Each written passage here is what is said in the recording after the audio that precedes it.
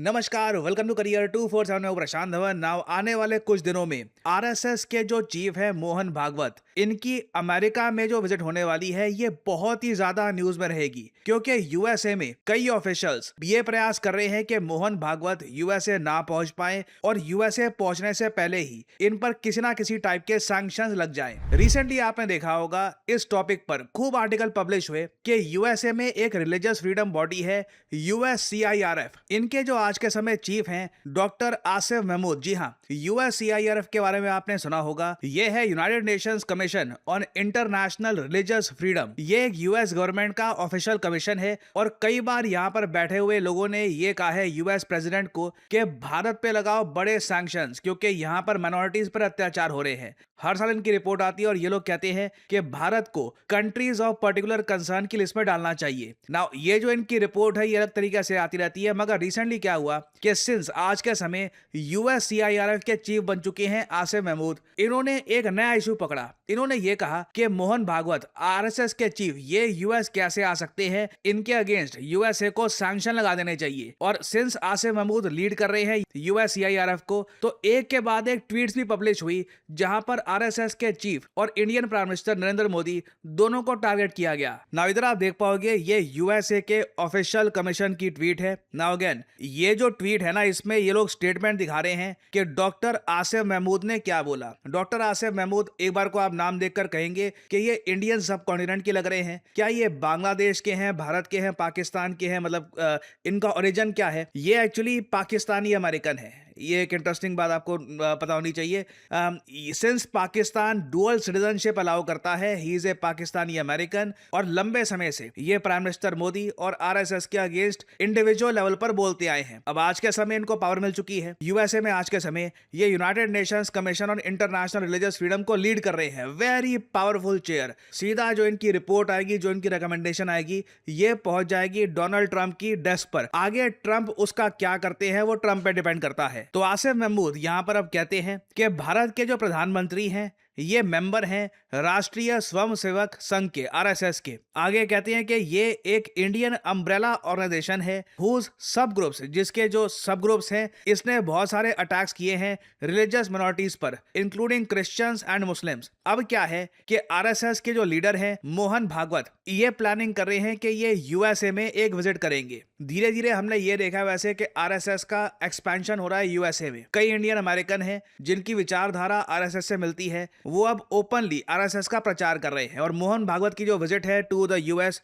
ये बहुत ज्यादा मैटर करती है। आगे आप देख पाओगे एक और यहाँ पर जो लीडर है यूएससीआईआरएफ के, ये कहते हैं कि RSS leaders even when affiliated with the Indian government should not be honoured with high level meetings और डिप्लोमेटिक कर्सीज। अब देखो दो यहाँ पर वर्जन आ रहे हैं। डॉक्टर महमूद तो कह रहे हैं कि सीधा सीधा सैंक्शन लगा दो आरएसएस पर, ताकि इनके चीफ यूएसए में आ ही ना पाए, और उसके अलावा आरएसएस पर अलग से सैंक्शंस और लगा देने चाहिए यूएसए पर। बाकी जो लोग हैं इस कमीशन में वो थोड़ी सी हल्की टोन में बात कर रहे हैं। वो ये कह रहे हैं ठीक है मोहन भागवत अगर यूएस आ जाते हैं ठीक है, मगर उनकी हाई लेवल पर फिर मीटिंग नहीं होनी चाहिए हमारे सेनेटर्स के साथ, हमारे इंपॉर्टेंट ऑफिशियल्स के साथ। और फिर यहाँ पे आप देख पाओगे ओवरऑल यूएससीआईआरएफ का ये कहना है कि सैंक्शंस इंपोज कर देने चाहिए आरएसएस मेंबर्स पर जो गिल्टी हैं फ्रीडम ऑफ रिलीजियस वायलेशंस के। अब दोनों की टोन में आपको फर्क दिखेगा। एक साइड बोला जा रहा है कि जो गिल्टी हैं, जो प्रूवन गिल्टी हैं, उन लोगों पर सैंक्शन लगा देने चाहिए। बाकी आप अगर देखोगे डॉक्टर आसिफ महमूद ये तो सीधा सीधा प्रयास कर रहे हैं कि ऑल टुगेदर मोहन भागवत ही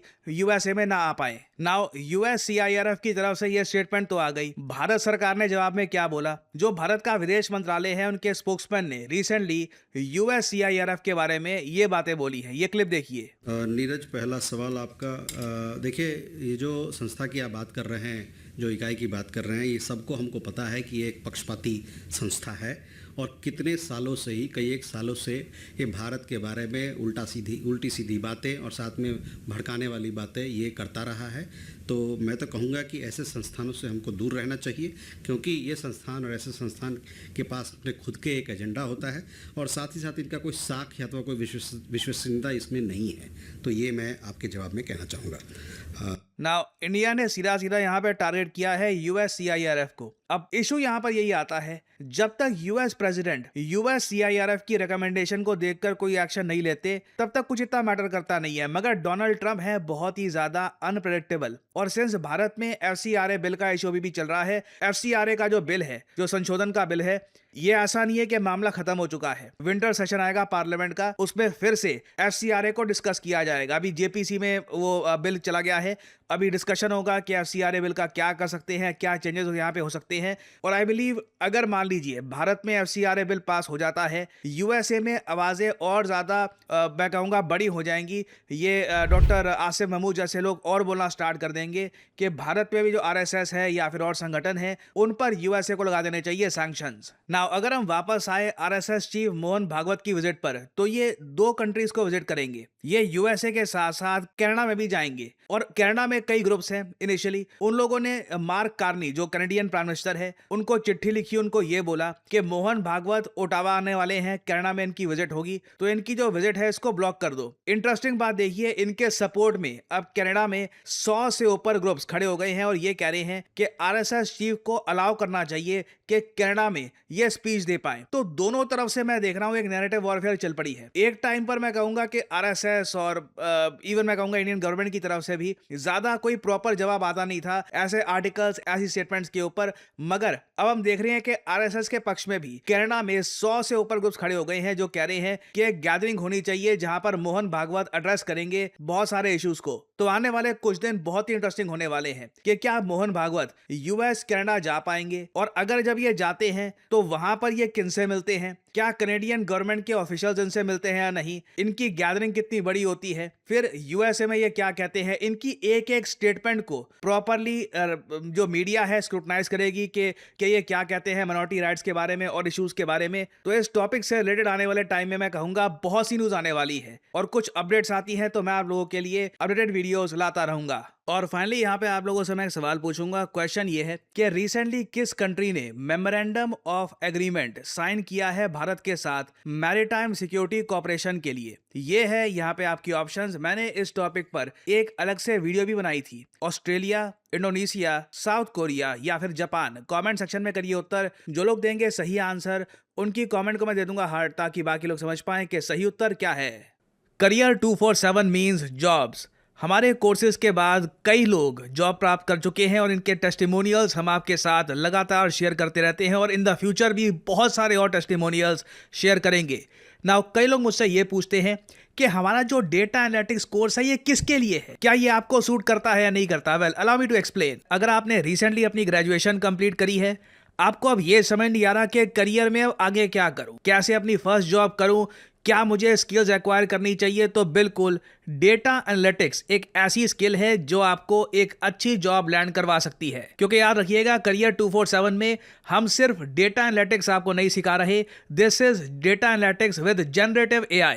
याद रखिएगा जो सर्टिफिकेट आपको मिलता है करियर 247 की तरफ से, this is in collaboration with IBM। जी हाँ, the international giant IBM and NASSCOM। तो इन वेरी सिंपल वर्ड्स, अगर आप अपनी ग्रेजुएशन कर भी रहे हैं इस वक्त, आप BA कर रहे हैं, BCom कर रहे हैं, या फिर आप इंजीनियरिंग में कोई ग्रेजुएशन कर रहे हैं, या फिर आप इंजीनियरिंग फील्ड में हैं, डज नॉट मैटर, आप डेटा एनालिटिक्स का कोर्स कर सकते हैं। This will help your resume tremendously.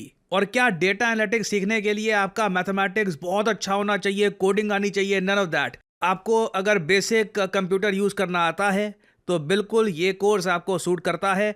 आपको बेसिक अंडरस्टैंडिंग है मैथमेटिक्स की तो बिल्कुल आप एक अच्छे डेटा एनालिस्ट बन सकते हैं। You can learn the skill. तो ये कोर्स एक्चुअली बहुत से लोगों की हेल्प कर सकता है।